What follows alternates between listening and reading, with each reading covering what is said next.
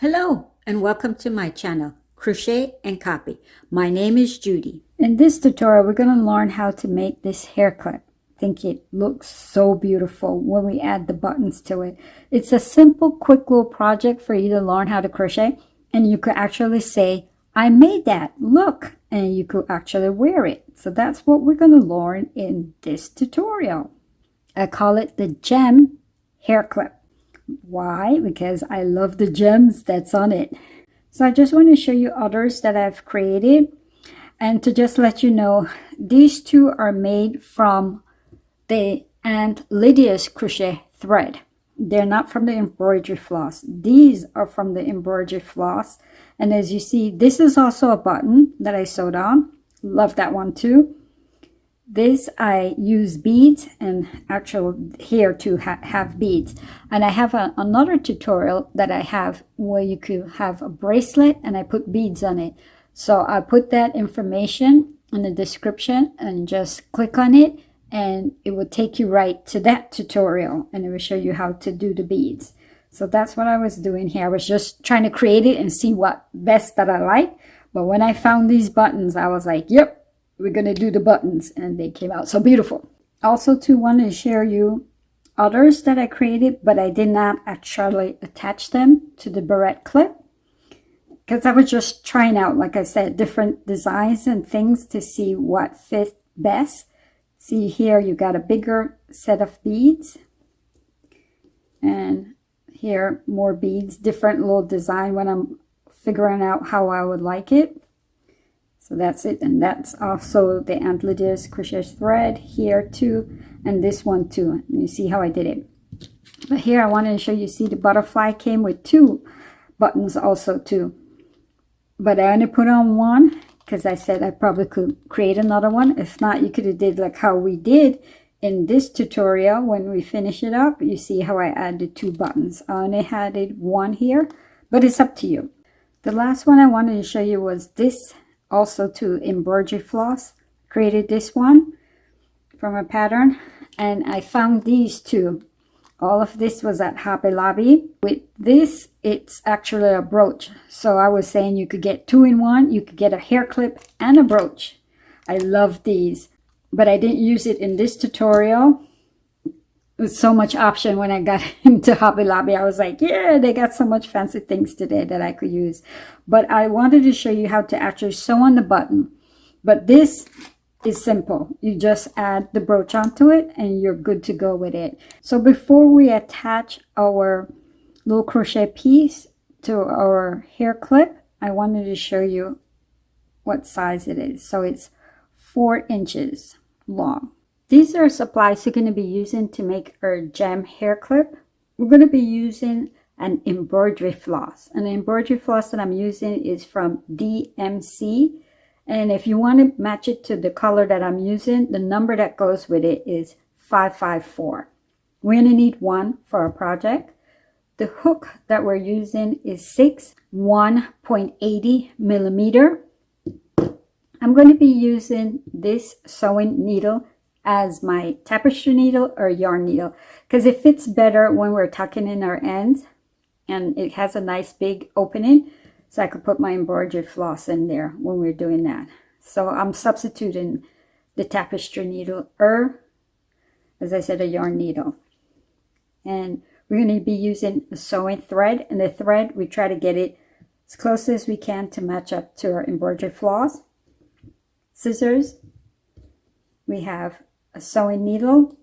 We're going to be using stitch markers. You don't have to if you don't want to, but I'm going to use them. And these are buttons that we're going to be using. It's 1 inch and it's also corresponds to 26 millimeter. I think they're so beautiful. These are buttons. I got these at Hobby Lobby. Beautiful, beautiful. And our clip is a French Barrette and it's the 8.5 millimeter by 78 millimeter.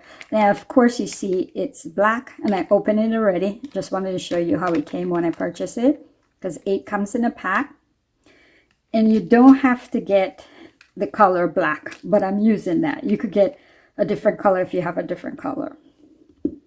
And lastly, we're going to be using a glue gun, and we need our glue stick with it. And that's it for our supplies. Let's get started.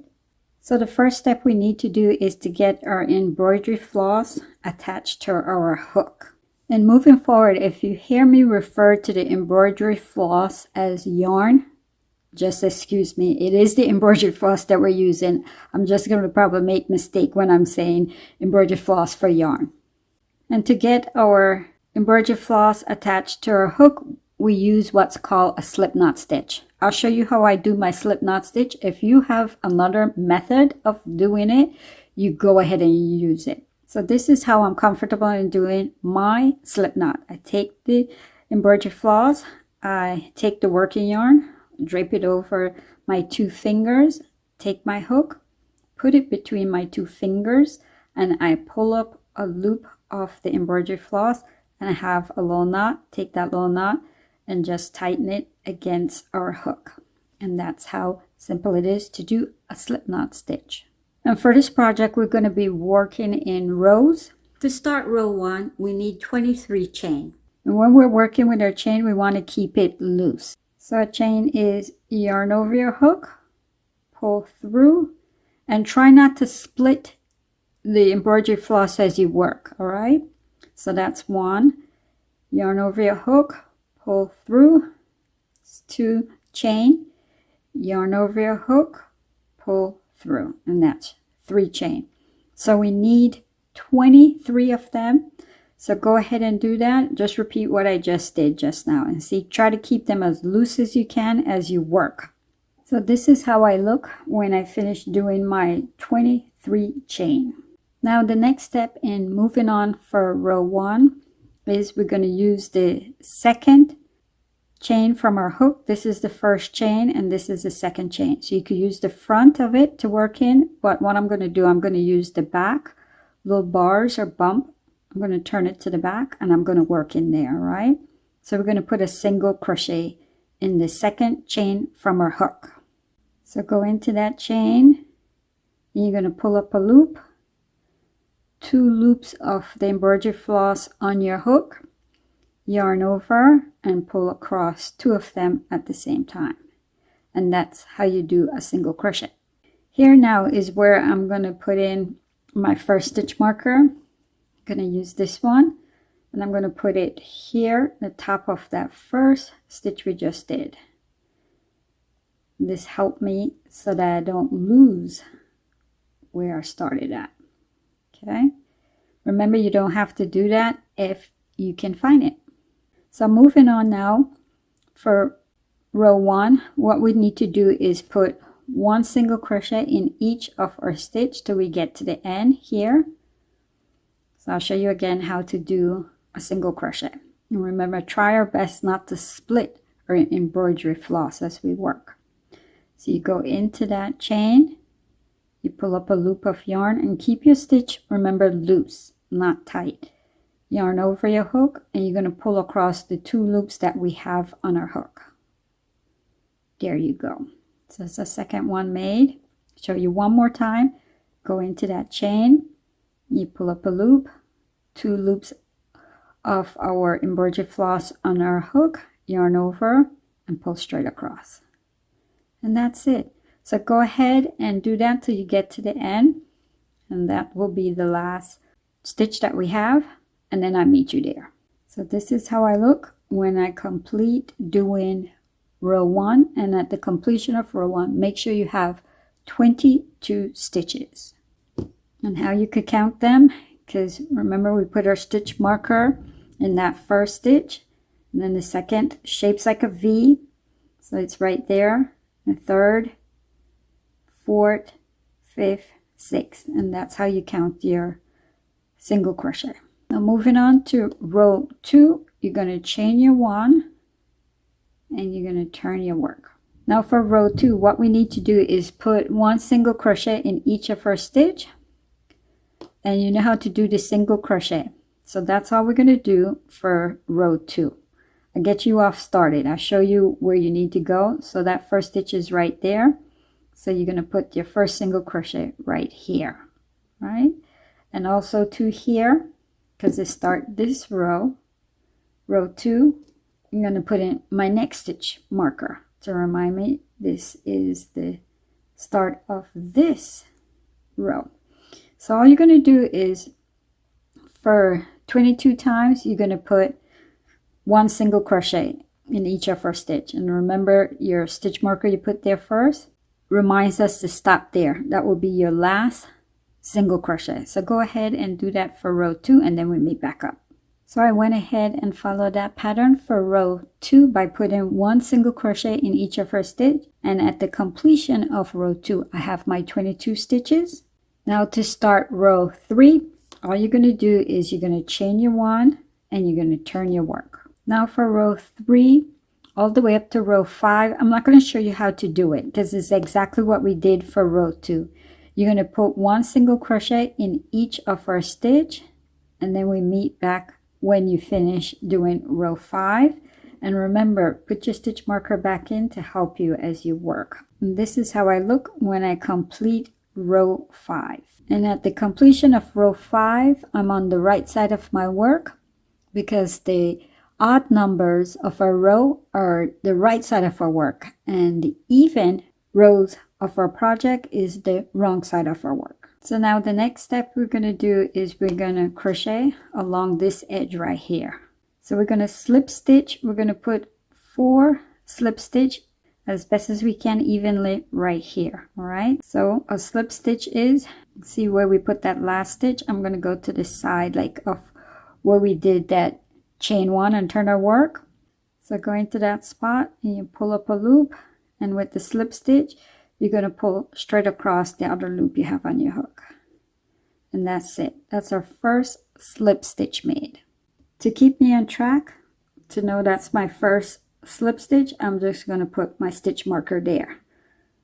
Because if I just want to make it look nice, and if I don't like the position of it, you could take it out, but you know where you started at. Okay, so now we need 3 more slip stitch on the side. So I'm just finding little areas of where we did the chain 1. We're just trying to make it look nice. You could see it and you decide where you want to put it to make it look nice as you go along. But just go ahead and put 4 slip stitch. And again, remember the slip stitch is just go into that space or that stitch, and you pull up that loop and you pull straight across on your hook, and that's it for the slip stitch. So I need 1 more.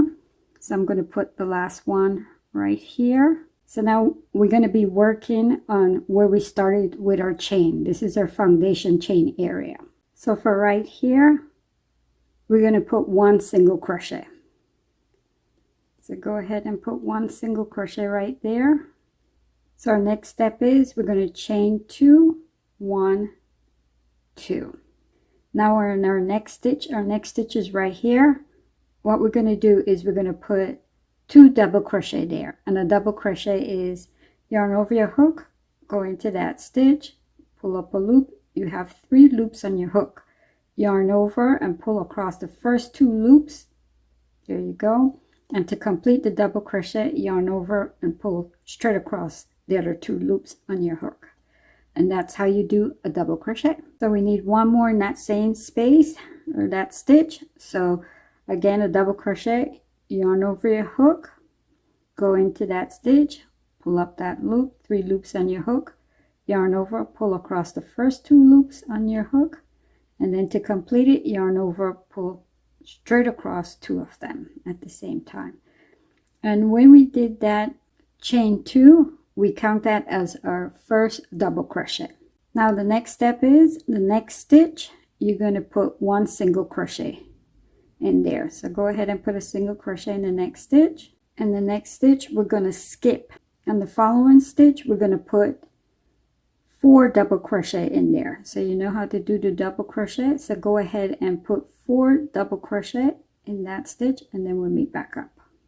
Okay, so I went ahead and did that. I put 4 double crochet in that same stitch, and this is the pattern we're going to follow till we have 2 stitches remaining at the end of our foundation chain.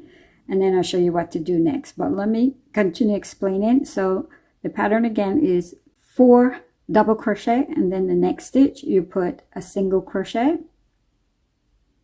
and then you skip the next stitch, and then the following stitch you put the 4 double crochet. So you go ahead and do that pattern. So I'll tell you again, you skip this one, and then with the following you put 4 double crochet. The next stitch you put the single crochet, skip that one, 4 double crochet. So when you have 2 stitch remaining, I'll meet you there. So we follow that pattern and we made it to where we have 2 more stitches to do. So now with those last 2 stitch, what we're going to do, we're going to skip that stitch, because the pattern was that we would do a single crochet there, but we're not going to do that. We're going to skip that stitch, and the last stitch right here, we're going to put 3 double crochet in there. So go ahead and put 3 double crochet in our last stitch. So the next step is we're just going to rotate it, and we're going to work on this end as when we did over here. We're going to put slip stitch, and we're going to use 4 slip stitch on this side. And you know how to do the slip stitch, so you go ahead and do it.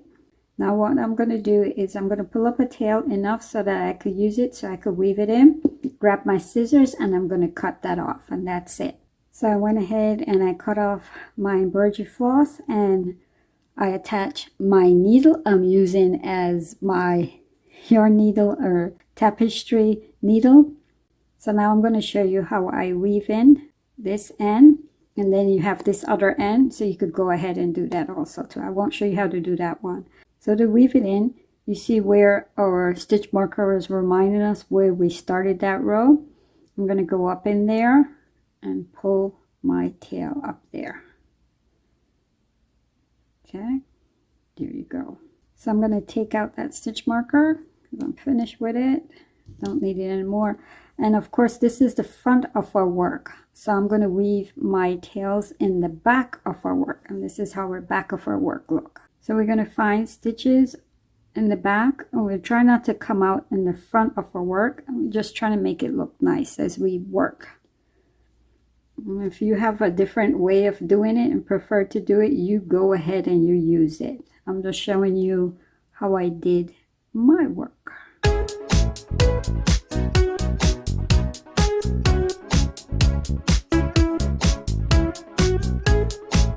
So I went ahead and found a couple of stitches underneath, and I think that's fine for me. And you feel it when you do it, so you could decide how much you need and how much you want to weave it in. But I'm going to grab my scissors and cut that off.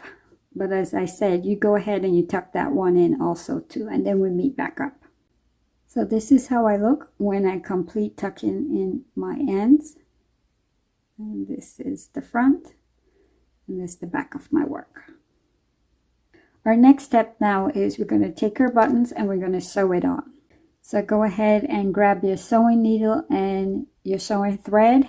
So I went ahead and attached my thread to my sewing needle, and I put a couple of knots at the end. So now I'm going to take my buttons and I'm going to put them at the end of my project like that. That's how I'm going to sew them on. And I'm going to use the regular sewing method to sew it on, and that's it. And see, for a button, it has a little hole right here that we could sew through, so we could attach it. So that's what I'm going to hold on to, and just going to put my needle. You feel it when you do it, okay? So I'm going to play with it, make sure I like it where it is before I start to attach it, and you could go ahead and do that too. Okay, feels good for me there, so I'm going to just start sewing it on. Now, of course, I'm not going to pull too tight because it's going to come out too, so I'll keep it there and then work over it, and then that should hold on to it. Okay,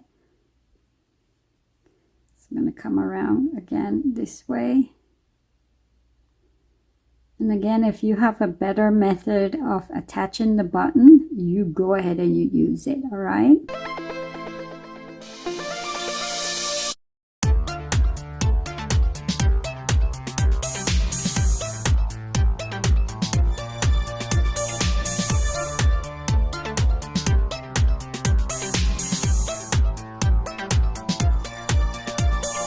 Okay, it looks fine to me and it feels secure.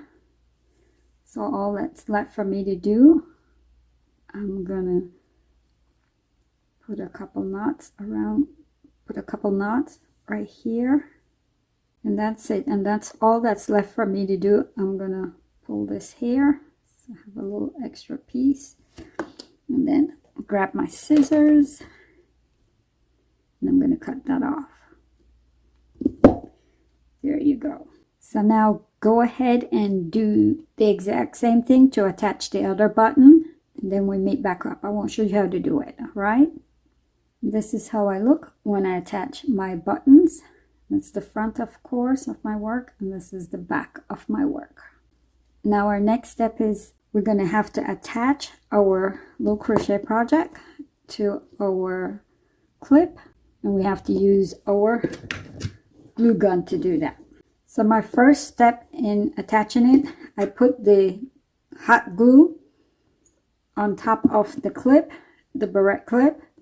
Then I took the crochet piece, put it over it, and then if it wasn't sticking enough, I added some more glue to the embroidery floss, and I squeeze it down a little bit, just like push it down. You see it when you do it, but again, I'm not going to show you how to actually use a glue gun. As instruction comes with it, use it, because you need to be careful because it's going to be hot, all right? So I went ahead and used my little glue gun, and I attached it to my clip, my barrette clip, and that's how I look. That's it, we're all finished. I want to thank you for watching. I had fun making it, and I hope you had fun making it with me. It's a quick, little easy project to do when you could show someone your crochet skill, and it's also beautiful.